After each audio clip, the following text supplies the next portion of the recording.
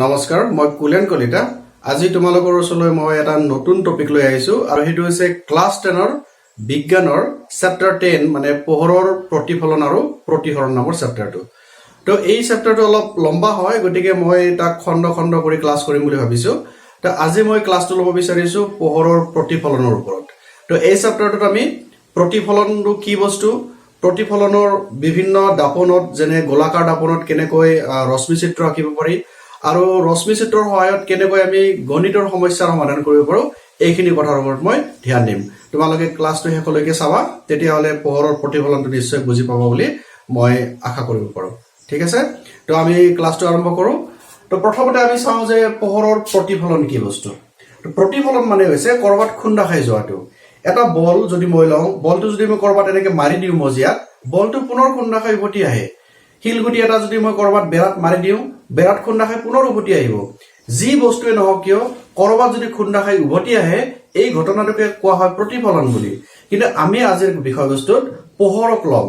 এই পোহৰটো ক'ৰবাত পৰি যদি ঘূৰি আহে নহয়, তেতিয়া আমি তাক ক'ম পোহৰৰ প্ৰতিফলন। ঠিক আছে, তো পোহৰৰ কাৰণে আমি কি ল'ম? ধৰি লোৱা এটা মই বাল্ব লৈছো বা টৰ্চ লাইট লৈছো। যি বস্তুৰ পৰা পোহৰ সৃষ্টি হয় সেই বস্তুটোকে কোৱা হয় পোহৰৰ উৎস বুলি। এইটোক যদি আমি টৰ্চ লাইট হিচাপে লওঁ, টৰ্চ লাইটটোৱে পোহৰৰ সৃষ্টি কৰিব পাৰে, গতিকে টৰ্চ লাইটটোক এটা পোহৰৰ উৎস বুলি ক'ব। এটা টৰ্চ লাইটৰ পৰা হাজাৰ হাজাৰ ৰশ্মি সৃষ্টি হয়, এনেকে তোমাৰ হাজাৰ হাজাৰ ৰশ্মি ওলাব, ইয়াৰ পৰা হাজাৰ হাজাৰ লাখ লাখ ৰশ্মি ওলাব। তে এই সকলোবোৰ ৰশ্মিৰ কিন্তু ধৰ্ম কেইটাই। আমি যেতিয়া এটা কুকাৰত ভাত বনাওঁ, ভাত হোৱাৰ পিছত এটা ভাত টিপি চালেই যথেষ্ট যে ভাতকেইটা সিজিছে নে নাই, গোটেই ভাতবিলাক আমি চাব নালাগে। তেনেকে এই ৰশ্মিবিলাকৰ হাজাৰ হাজাৰ ৰশ্মিৰ মাজত যদি মই এটাই ৰশ্মি আঁকো নহয়, তাৰ ধৰ্মটো যদি বুজি পাওঁ, তেনেহ'লে এই গোটেই হাজাৰ হাজাৰ ৰশ্মিৰ ধৰ্মবিলাক আমি বুজি পাম। গতিকে আমাৰ এটা ৰশ্মিয়ে যথেষ্ট। মই এটা ৰশ্মি আঁকিছো, ধৰি লোৱা এই ৰশ্মিটো আঁকিছো মই। এইটো ৰশ্মি যে ওলাই আহিছে, এনেকুৱা উৎসৰ পৰা ওলাই অহা ৰশ্মিটোৰ নামে হ'ল আপতিত ৰশ্মি। এই শব্দবিলাক মনত ৰাখিব তোমালোকক চেপ্টাৰটোত এইবিলাক শব্দই ব্যৱহাৰ কৰি থকা হৈছে। তো আপতিত ৰশ্মি মানে কোনো উৎসৰ পৰা যেতিয়া পোহৰৰ ৰশ্মিটো ওলাই আহিব, এই ওলাই অহা ৰশ্মিটোকে আপতিত ৰশ্মি বুলি ক'ব। এতিয়া চোৱা, পোহৰে কিছুমান পদাৰ্থৰ মাজেৰে পাৰ হৈ যাব পাৰে, যেনে পানীৰ মাজেৰে পাৰ হৈ যায়, যেনে গ্লাছৰ মাজেৰে পাৰ হৈ যায়, বায়ুৰ মাজেৰে পাৰ হৈ যায়। এনেকুৱা পাৰ হৈ যোৱা যিবিলাক পদাৰ্থ আছে, এই পদাৰ্থবিলাকক কোৱা হয় পোহৰৰ মাধ্যম বুলি। মাধ্যম মানে যাৰ মাজেৰে পোহৰটো পাৰ হৈ গুচি যায়। ঠিক আছে, যেনে মই কথা কৈছো, তুমি শুনি আছা, মই অসমীয়া ভাষাত কথা কৈছো। এই অসমীয়া ভাষাটো হৈছে আমাৰ মাজৰ বুজি পোৱাৰ এটা মাধ্যম। ঠিক তেনেকে পোহৰ যিটো পদাৰ্থৰ মাজেৰে পাৰ হৈ যাব, তাক পোহৰৰ মাধ্যম বুলি কোৱা হ'ব। এতিয়া আমি কি ক'ম যে যিবিলাক পদাৰ্থৰ মাজেৰে যায়, আমিতো ক'লো মাধ্যম, তাক স্বচ্ছ পদাৰ্থ বুলি কোৱা হ'ব। আৰু পোহৰে যদি কাৰোবাৰ মাজেৰে সোমাই যাব নোৱাৰে, যেনে এই বৰ্ডখনৰ মাজেৰে পোহৰ পাৰ হ'ব নোৱাৰে, তে এইবিলাকক কোৱা হ'ব এটা অস্বচ্ছ পদাৰ্থ বুলি, বা ইংৰাজীত অপেক মানে অবজেক্ট বুলি কোৱা হয়। তো এই অস্বচ্ছ পদাৰ্থবিলাক আমাৰ পোহৰ পাৰ হ'ব নোৱাৰে। মই তেনেকুৱা এটা পৃষ্ঠ ৰাখিছো, যিটো পৃষ্ঠৰ মাজেৰে পোহৰটো পাৰ হ'ব নোৱাৰে। আৰু এনেকুৱা নিমজ মিহি পৃষ্ঠ এটা যদি আমি কল্পনা কৰিব বিচাৰো, তেনেহ'লে সেইখনক আমি দাপন হিচাপে ল'ব লাগে। দাপন মানে আইনা, মুখ চোৱা আইনাবিলাক যে আছে। আৰু এখন দাপন বুজাবলৈ হ'লে ছবিত আমি কি কৰো, পিছফালে এনেকৈ আঁচ আঁকি দিওঁ। কিয়? এইটো হৈছে তাৰ এটা প্ৰলেপ, যিটো প্ৰলেপ থাকিলে গ্লাছ হ'লেও তাৰ মাজেৰে পাৰ হ'ব নোৱাৰে, ইয়াৰ পোহৰটো খুন্দা খাই ঘূৰি যাব। তো ইয়াততো খুন্দা খাই গ'ল, খুন্দা খাই ঘূৰি গ'ল। এই যে ঘূৰি গ'ল, এই ঘূৰি যোৱা ৰশ্মিটোৰ নামে হৈছে প্ৰতিফলিত ৰশ্মি। কিয় প্ৰতিফলিত কৈছে? কাৰণ ইয়াত যে খুন্দা খালে, খুন্দা খোৱাৰ ঘটনাটোৰ নামে হ'ল প্ৰতিফলন। আৰু প্ৰতিফলনৰ পিছত যিটো ৰশ্মি সৃষ্টি হৈছে, তাৰ নাম প্ৰতিফলিত ৰশ্মি। আৰু এই ৰশ্মিটো আহি যিটো বিন্দুত পৰিছে, এই বিন্দুটোৰ নাম হ'ল আপতন বিন্দু। মানে আপতিত হোৱা যিটো বিন্দু, সেই দাপনখনৰ যিটো বিন্দুটি আপতিত হৈছে, সেই বিন্দুৰ নাম আপতন বিন্দু। আৰু এই আপতন বিন্দুত যদি আমি এটা লম্ব আঁকো, এই লম্বদুলৰ নামেই হৈছে অভিলম্ব। আপতন বিন্দুত টনা লম্বদুলক অভিলম্ব বুলি কোৱা হয়। তো তোমালোকে আগতে পাই আহিছা, যিটো তোমালোকৰ পৰীক্ষাত এতিয়া আৰু নাহে, তথাপিও মই কৈছো ৰেফাৰেন্সৰ কাৰণে, যে আপতিত ৰশ্মি, প্ৰতিফলিত ৰশ্মি আৰু আপতন বিন্দুত টনা অভিলম্ব সদায় একেখন সমতলত থাকে। যেনে মই এই বৰ্ডখনত এটা আঁকিব পাৰিছো, একেখন সমতলত থাকে। ঠিক আছে, আৰু এইটোক কোৱা হয় পোহৰৰ প্ৰতিফলনৰ প্ৰথম সূত্ৰ বুলি কোৱা হয়। এই যিটো ক'লো মই, এইটোকে প্ৰতিফলনৰ প্ৰথম সূত্ৰ। দ্বিতীয় সূত্ৰ এটা আছে কি, যে এই যে আপতিত ৰশ্মিটো পৰিছে ইয়াতে, অভিলম্ব দলৰ লগত যিটো কোণ উৎপন্ন কৰিছে, ইয়াক কোৱা হ'ব আই, মানে আপতন কোণ, আৰু এইটো কোৱা হ'ব আৰ, মানে প্ৰতিফলন কোণ। দ্বিতীয় সূত্ৰ মতে কি হল আপতন কোণ আৰু প্ৰতিফলন কোণ সদায় সমান অৰ্থাৎ এইটো যদি মই 60 ডিগ্ৰী বুলি গম পাও এইটো 60 ডিগ্ৰী হ'ব মোৰ আকতে অলপমান হাতেৰে আঁকিছো অলপ বেলেগ বেলেগ ডিসটেন্স দেখা হৈছে কিন্তু আসলতে আপতন কোণটো যিমান হ'ব প্ৰতিফলন কোণটো সিমানেই হ'ব এই দুটা হল প্ৰতিফলনৰ সূত্ৰ তোমালোকৰ পৰীক্ষাত নাহে কিন্তু এই দুটা কথা তোমালোকে জানিব লাগিব তো আমি এইটো চেপ্টাৰত পঢ়িব লগা মেইন কথাটো হৈছে গোলাকাৰ দাপনৰ কথা এই যে প্ৰতিফলন হ'ব গোলাকাৰ দাপনৰ বিষয়ে পঢ়িব লাগিব এইখন আছিল আমাৰ সমতল দাপন তো সমতল মানে তলখন যেতিয়া সমান হ'ব তেতিয়া এটা সমতল দাপন বুলি কম কিন্তু এতিয়া আমি পঢ়িম গোলাকাৰ দাপন তো গোলাকাৰ দাপন মানে কি এই যে আঁকিছো মই এইখনক গোলাকৃতিৰ হৈছে নহয় গতে গোলাকাৰ দাপন বুলি কব আৰু দাপনখনৰ আমি কোনবা একফালে প্ৰলেপটো দিব লাগিব নহয় যদি এইখন দাপনৰ পিছফালে এনেকৈ ৰং দিও প্ৰলেপটো দিও নহয় তেতিয়া এইখন দাপনৰ নামে হ'ব অবতল দাপন মনত ৰাখিবা অবতল দাপন আৰু অবতল দাপনৰ পিছফালটোত ৰং দিয়া থাকে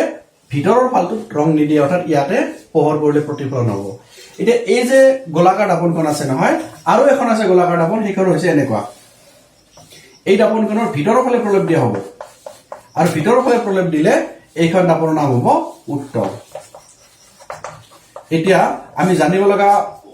মূল কথাটো হৈছে এই উত্তল দাপন আৰু অবতল দাপনৰ কিছুমান বিশেষ মানে পইণ্ট আছে যিবিলাক পইণ্ট আমি জানিব লাগিব এই অবতল দাপনখনৰ যেটো একদম মধ্যবিন্দু সো তোমালোকে এটা লাইনৰ নিচিনা দেখিছা ন আসলতে এই দাপনখন দেখিবলৈ কেনেকুৱা জানানে আমাৰ কেৰাহীটোৰ নিচিনা বাটিটোৰ নিচিনা বাটিটো যেনেকুৱা আমাৰ ভিতৰখন খালি এইটো আমাৰ ভিতৰখন খালি ইয়াৰ ভিতৰত যেটো একদম মধ্যবিন্দু থাকিব মিডল পইণ্ট থাকিব নহয় সেই বিন্দুটোকে মই এইটো বুলি কৈছো যাক কোৱা হ'ব মেৰুবিন্দু বা ইংৰাজীত পি মানে পোল মানে মেৰুবিন্দু বুলি কোৱা হ'ব তোমালোকে চোৱা ই এটা গোলকৰ অংশহে যদি আমি এই গোটেইখিনি কমপ্লিট কৰি দিম নহয় তেনে ই গৈ পেলাই এটা গোলকৰ নিচিনা আকৃতি ল'ব এই যে গোলকৰ নিচিনা আকৃতি লৈছে লোৱাৰ লগে লগে কি হৈ গ'ল ইয়াত এটা কেন্দ্ৰবিন্দুৰ সৃষ্টি হ'ব আমি জানো যে সকলোবোৰ বৃত্ত বা গোলকৰ এটা কেন্দ্ৰবিন্দু থাকে আৰু এই কেন্দ্ৰবিন্দুটোকে কোৱা হ'ব ইয়াতে সি মানে ভাঁজ কেন্দ্ৰ বুলি কিয় ভাঁজ শব্দটো কৈছো আমি কাৰণ আমি গোটেই গোলকটো ইয়াতে আঁকা নাই নহয় আমাৰ দাপনখন গোটেই গোলক হৈ থকা নাই গোলকৰ এটা অংশহে হৈছে সেই গোটেই এইটো এই ভাঁজ লগা অংশটোৰ কেন্দ্ৰ হিচাপে তাক কওঁ আমি ভাঁজ কেন্দ্ৰ বুলি ঠিক আছে নে এতিয়া একেখনি কথা ইয়াতে কাটিব যদি মই এইটো গোলক আকো ইয়াতে এই গোলকটোৰ কাৰণে এটা কেন্দ্ৰ থাকিব মানে উত্তল হওক অবতল হওক দুটাৰ ক্ষেত্ৰতে আমাৰ ভাঁজ কেন্দ্ৰ এটা নিশ্চয় থাকিব আৰু মেৰুবিন্দু এটাও নিশ্চয় থাকিব আচ্ছা মই এতিয়া অবতল দাপনৰ কথাই কৈছো মই এই অবতল দাপনখনত ধৰি লোৱা ইয়াতে তোমাৰ C2 আছে মই অলপ বাহিৰত ৰাখিছো C2 আছে ইয়াতে হৈছে নে C এতিয়া এই C আৰু P সংযোগী যিডাল ৰেখা থাকিব মই বাহিৰৰ পৰা ৰাখিছো স্কেল তোমালোকে স্কেল লবা মই হাতেৰে আঁকাৰ কাৰণে অলপমান ভাল হোৱা নাই ৰেখাটো তো যিডাল ৰেখা দাপনৰ ভাঁজ কেন্দ্ৰ আৰু মেৰুবিন্দু সংযোগ হয় এই ৰেখাডালৰ নামে হ'ল মুখ্য অক্ষ মই লিখি নিদিও মনত ৰাখা এডালক মুখ্য অক্ষ বুলি কোৱা হয় ইংৰাজীত প্ৰিন্সিপাল এক্সিস বুলি কোৱা হয় তো এই মুখ্য অক্ষডাল হৈছে আমাৰ এই দাপনখনৰ ৰশ্মি চিত্ৰ আকাৰ প্ৰধান অংগ ইয়াক আমি আঁকিবই লাগিব আৰু ইয়াৰ বিষয়ে আমি জানিবই লাগিব এটা তোমালোকে চোৱা এই ভাঁজ কেন্দ্ৰ আৰু মেৰুবিন্দুৰ একদম মাজতে এটা বিন্দু থাকে একদম দৰকাৰী বিন্দু যাক কোৱা হ'ব ফোকাস বিন্দু বুলি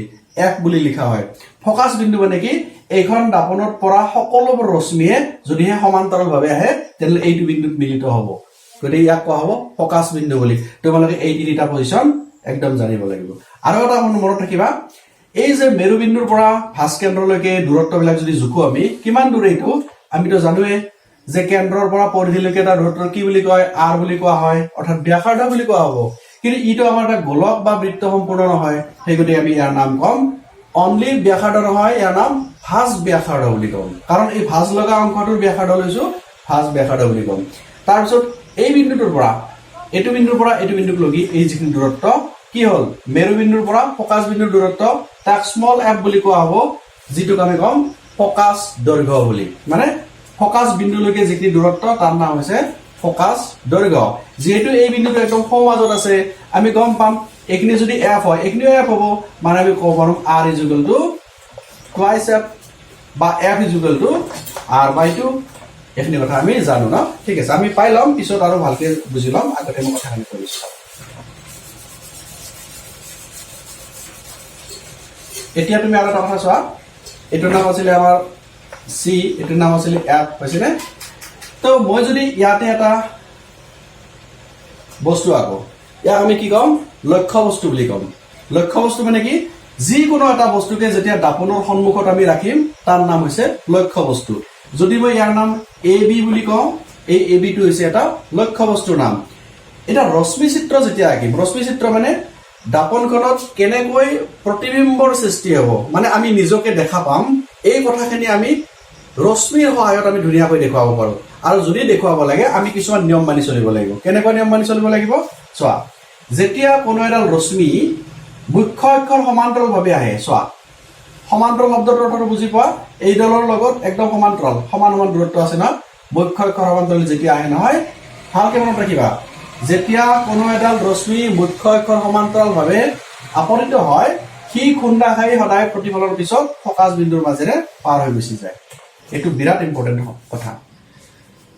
মুখ্য অক্ষৰ সমান্তৰালভাৱে আপতিত হোৱা এটা ৰশ্মি সদায় প্ৰতিফলনৰ পিছত ফকাচ বিন্দুৰ মাজেৰে পাৰ হৈ যায় এইটো এটা দৰকাৰী কথা দুই নম্বৰতে কি যেতিয়া কোনো এটা ৰশ্মি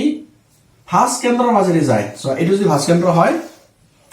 এইখন যদি মোৰ দাপন হয় যিকোনো ৰশ্মি যেতিয়া ভাঁজ কেন্দ্ৰৰ মাজেৰে পাৰ হৈ দাপনত পৰে তেতিয়া সেইডাল ৰশ্মি সদায় অহা বাটেৰে ঘূৰি যায় এই ৰশ্মি দুডালৰ ধৰ্ম আমি জানিবই লাগিব আৰু এই দুটা জানাৰ ফলত আমি কি হয় গোটেই ৰশ্মি চিত্ৰটো অতি সহজতে বুজাব পাৰোঁ কি ক'লো মই যে সমান্তৰাল ৰশ্মি সমান্তৰাল কাৰ মুখ্য অক্ষৰ সমান্তৰাল ৰশ্মি সদায় দাপনত পৰিলে সি প্ৰতিফলনৰ মাজত ফকাচ বিন্দুৰে গুচি যায় আৰু যি ৰশ্মি ভাঁজ কেন্দ্ৰৰ মাজেৰে আপতিত হৈ দাপনত পৰে সি খুন্দা খোৱাৰ পিছত অহা বাটেৰে ঘূৰি যায় এই দুটা ভালকে মনত ৰাখা তুমি এতিয়া চোৱা খুন্দা খাই যোৱাৰ পিছত যিটো বিন্দু লাগে এইডাল খুন্দা খাই ইয়াৰ ৰশ্মি মানে প্ৰতিফলিত ৰশ্মি এইডাল খুন্দা খাই যোৱাৰ ৰশ্মি মানে প্ৰতিফলিত ৰশ্মি যিটো বিন্দুত লগ লাগে এই বিন্দুটোকে কোৱা হ'ব প্ৰতিবিম্ব বুলি মনত ৰাখা প্ৰতিবিম্ব মানে হৈছে দাপনত খুন্দা খাই আহি এটা বিন্দুত মিলিত হোৱাটো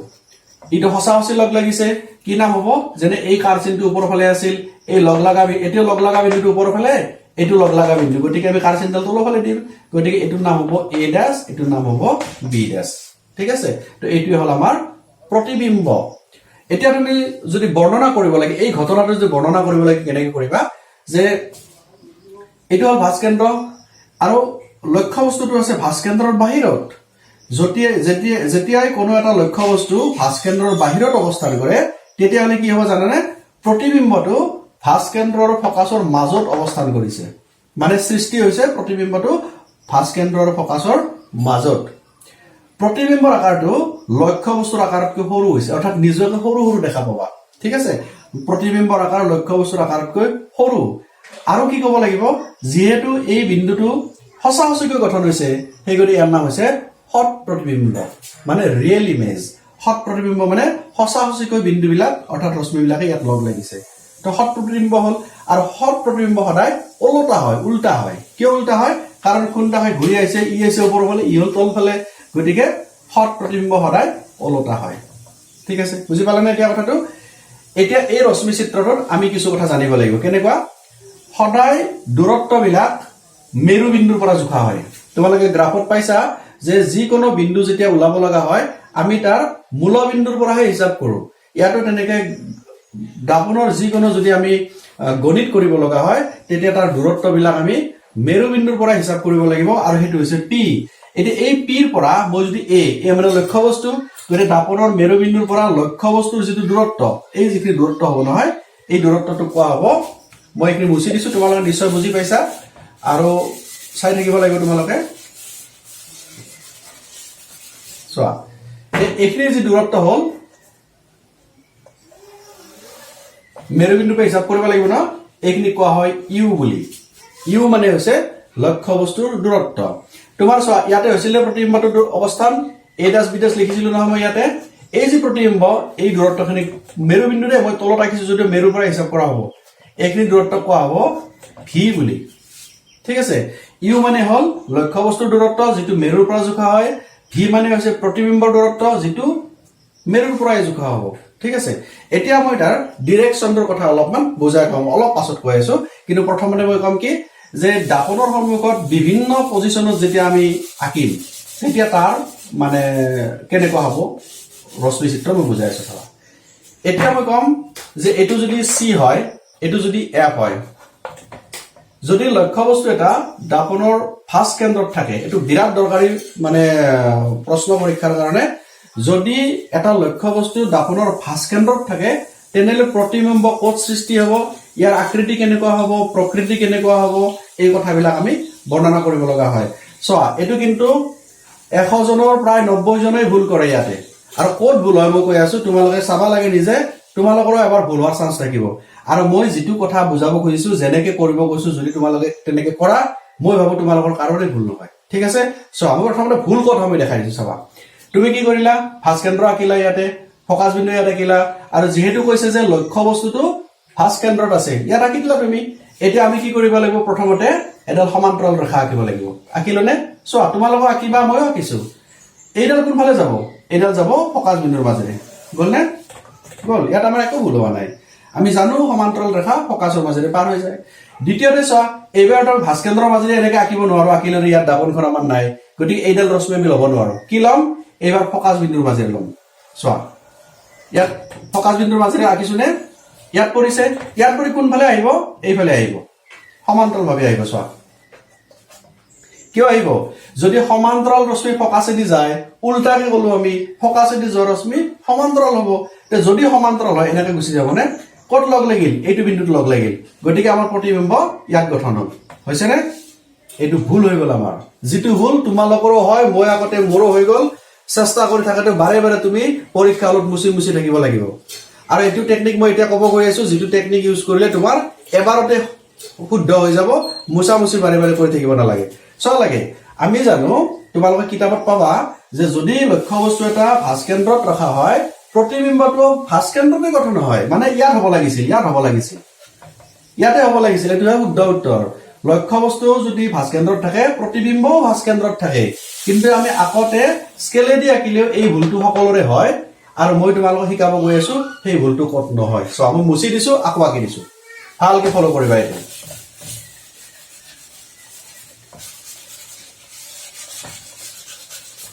প্ৰথমতে কি টেকনিকটো, হা, প্ৰথম টেকনিকটো হৈছে, প্ৰথমতে তুমি চিটো দিয়া, দি পেলাই ইয়াতে লক্ষ্য বস্তু আঁকি লোৱা। তুমি এফটো নাকিবা, এফটো নিলিখিবা, ইয়াতে নিলিখি কি কৰিবা, চিটো ইয়াত লিখিবা এনেকে। লক্ষ্য বস্তুটোৰ আকাৰ যিমান, ধৰা এইটো যদি তুমি 5 সেণ্টিমিটাৰ লৈছা, তুমি একদম বিপৰীত চাইডে 5 সেণ্টিমিটাৰ লোৱা। হৈছে নে সমান? মোটামুটি হৈছে ন? 5 সেণ্টিমিটাৰ কৰা। এইটো আগতে আঁকিব নালাগে, মই টেকনিকটোহে কৈছো। আচলতে মই প্ৰথম যেনেকে আঁকিছিলো সেনেকে আঁকিব লাগে। বাৰে বাৰে ভুল হোৱাৰ কাৰণে মই টেকনিকটোহে কৈছো, তোমালোকে ফলো কৰা। তে আমি জানো যে লক্ষ্য বস্তুটো যিমান ডাঙৰ, প্ৰতিবিম্বটো সিমানেই ডাঙৰ হ'ব আৰু ভাস্কেন্দ্ৰতে থাকিব। সেই গতিকে আমি আগতেই প্ৰতিবিম্ব আঁকি লৈছো। ঠিক আছে, এতিয়া এই ৰশ্মিডাল তুমি ইয়াৰ লগত এনেকে জইন কৰি দিয়া। স্কেল ল'ব লাগে আচলতে ন?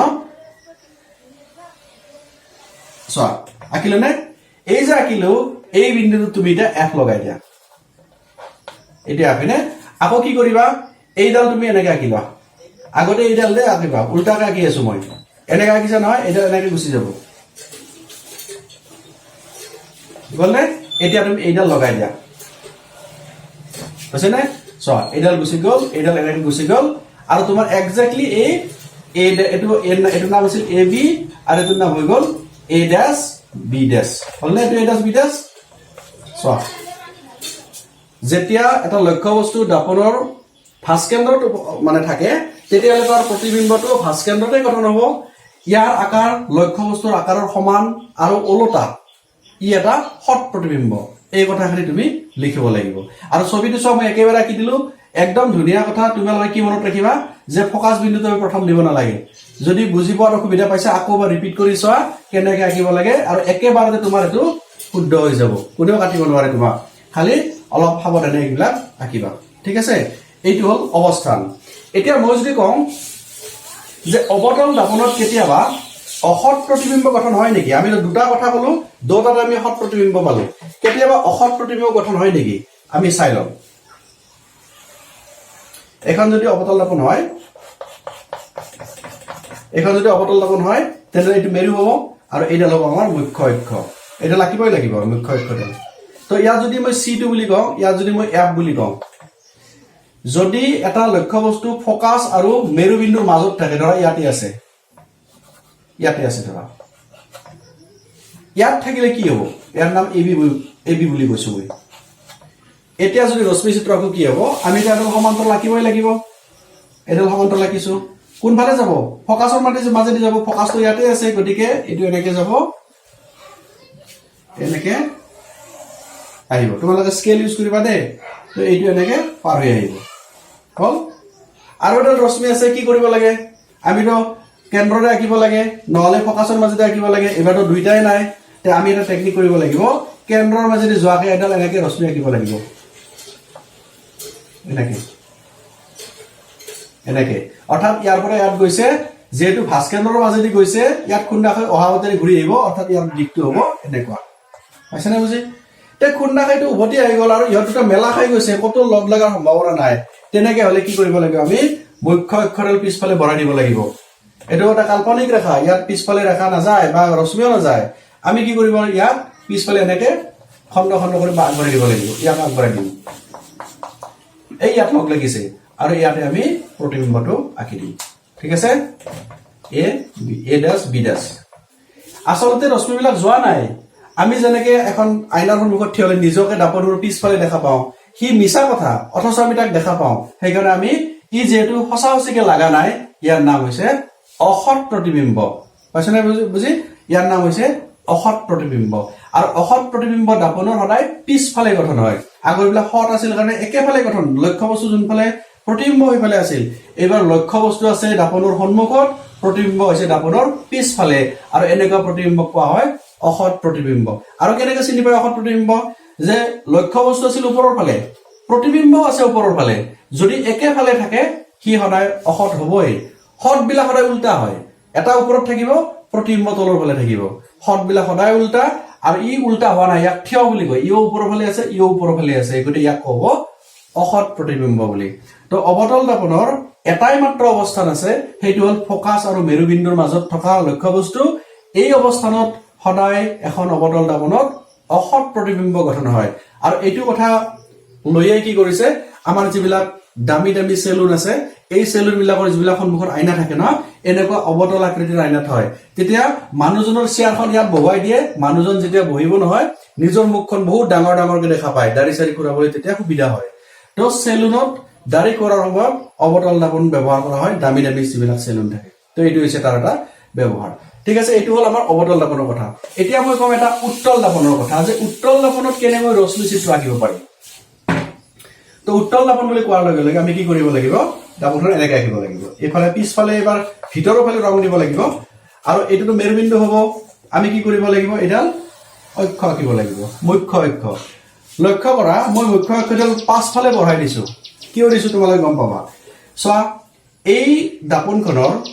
ভাস্কেন্দ্ৰ ক'ত থাকিব এইফালে তো থাকিব নোৱাৰে কাৰণ গোলকটো এইফালে গঠন হ'ব চোৱা লাগে মই যদি এনেকৈ বঢ়াই দিওঁ এইফালে গোলকটো সৃষ্টি হ'ব তে গোলকৰ ভিতৰতে কেন্দ্ৰ থাকিব সেই গতিকে মই অক্ষডাল বঢ়াই দিছো আৰু এইবাৰ ভাস্কেন্দ্ৰ থাকিব এইখিনি মানুহ আন্দাজ কৰি দিলো আৰু মই ন গোলকটো যদি কল্পনা কৰা ইমান মানুহ হয়তো কেন্দ্ৰটো হ'ব পাৰে তো এইটো যদি মেৰুবিন্দু হয় তেনেহলে এইটো সি হ'ব আৰু ফোকাস ক'ত থাকিব অবভিয়াসলি তাৰ মাজত থাকিব হৈ গ'ল নে এটা আমি লক্ষ্য বস্তু ৰাখিম ক'ত আমি তো আগতেই কৈছো যে যি বস্তুক দাপনৰ সন্মুখত ৰখা হয় তাৰ নামে লক্ষ্য বস্তু ইয়াত কোনো পজিশন নাই সো আগতে কৈছিলো ভাস্কেন্দ্ৰৰ বাহিৰত ফোকাসৰ মাজত এনেকে কিবা কিবি কৈছিলো এইবাৰ কোনো পজিশন নাই যি কোনো অৱস্থাত তুমি ৰাখিব পাৰা ধৰি লও মই ইয়াত ৰাখিছো কাৰণ ইয়াত সিও নাই পিও নাই এফও নাই একো নাই গতিকে যি কোনো অৱস্থাত ৰাখিছো ইয়াৰ নাম হৈছে এ বি ঠিক আছে এতিয়া আমি যদি ইয়াতে এটা এনেকুৱা ৰশ্মি আঁকো কি হ'ব আমি তো জানো মুখ্য অক্ষৰ সমান্তৰাল ভাৱে আৰু ৰশ্মিবিলাক সদায় ফোকাসৰ মাজেৰে যায় তো এইবাৰটো ফোকাস এইফালে নাই এইফালে যাব লাগিল তো দাপনৰ মাজেৰে তো পোহৰ পাৰ হ'ব নোৱাৰে সেইকাৰণে আমি কি কৰিব লাগিব এই ৰশ্মিবিলাক এনেকে ভাগ ভাগ কৰি দিব লাগিব কাৰণ ই মিছাকে গৈছে আমি নিয়ম মানিবই লাগিব মিছাকে গৈছে তো কি হ'ল আমি এইফালে এনেকে বঢ়াই দিব স্কেল লবাতে তোমালোকে এনেকে গুচি যাব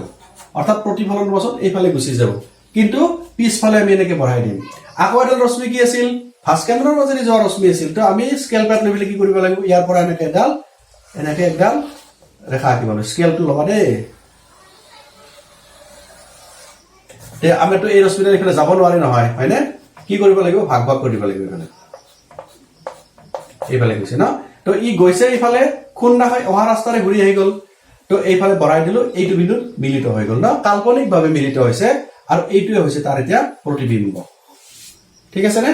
তো চোৱা এখন উত্তল দাপনৰ সন্মুখত যেতিয়া লক্ষ্য বস্তু ৰখা হয় তাৰ প্ৰতিবিম্বটো কি হয় দাপনৰ পিছফালে গঠন হয় আৰু পিছফালে গঠন হোৱা দাপনটোত কি হ'ব এইটো নিশ্চয় অসৎ হ'ব কাৰণ পিছফালেতো কেতিয়াও ৰশ্মি যাব নোৱাৰে আমি মিছাকৈ দেখা পাইছো সো ই অসৎ প্ৰতিবিম্ব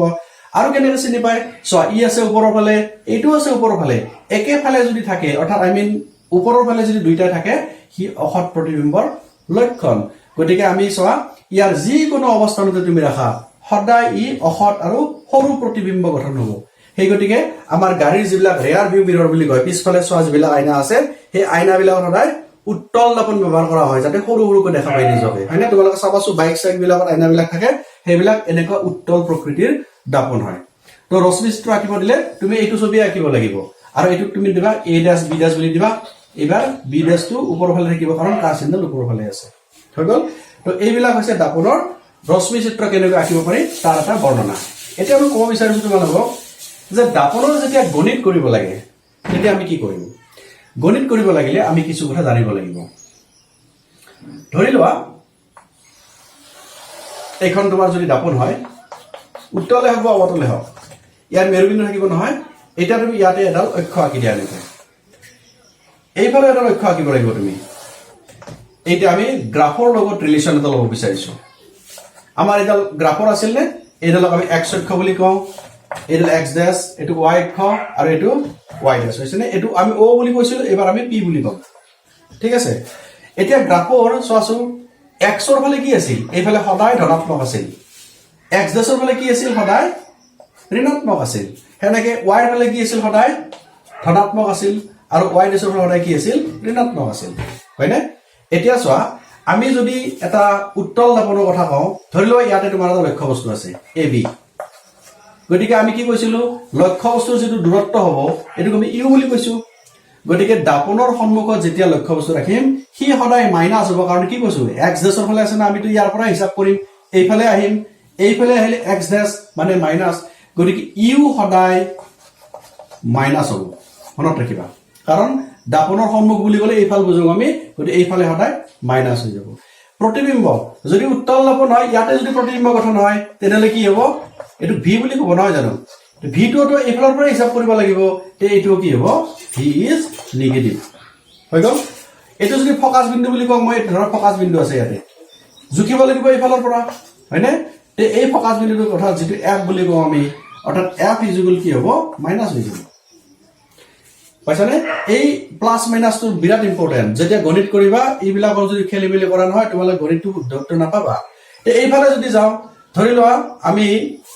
এতিয়া অলপ আগতে কৈছিলো যে ফকাসৰ মাজত যদি লক্ষ্য বস্তু ৰাখো এইফালে প্ৰতিবিম্ব গঠন হৈ গ'ল হলে এই যে দূৰত্ব এইখিনি আছিল তোমাৰ v প্ৰতিবিম্বৰ দূৰত্ব আৰু এইবাৰ কি হৈছে v টো প্লাস হৈছে কাৰণ এইফালে আছে নহয় v টো প্লাস হৈছে হা দ্বিতীয়তে চোৱা এইফালে ওপৰৰ ফালে চোৱা লক্ষ্য বস্তু আছিল এইফালে গতিকে লক্ষ্য বস্তুটোৰ আকাৰ যেটো আকাৰটো কি হ'ব প্লাস কাৰণ ওপৰৰ ফালে আছে এইটো প্ৰতিবিম্বৰ আকাৰটো প্লাস হ'ব কাৰণ ওপৰৰ ফালে আছে পালানে বুজি তে এই u v f ৰ যিবিলাক চিন এই চিনবিলাক তোমালোকে বুজিব লাগিব আৰু তাৰ পিছতে তোমালোকে গণিত কৰিব পাৰিবা তো ঠিক আছে আজি ক্লাছটো অলপ লম্বা হৈ গ'ল মই কি কৰিম ইয়াৰ পিছত গণিতও বুজাই দিম আৰু লগতে তাৰ লগত জড়িত আৰু কিবা কিবি কথা আছে সেইবিলাক মই কম তোমালোকে ক্লাছটো কেনেকুৱা পেলা মোক নিশ্চয় জনাবা আশা কৰো যদি কিবা মানে ৰৈ গৈছে পুনৰ আকৌ মই তোমালোকক বুজাবলৈ চেষ্টা কৰিম ঠিক আছে নেক্সট ক্লাছত আমি আকৌ গণিতৰ কথা বা প্ৰতিসৰণৰ কথা কম ধন্যবাদ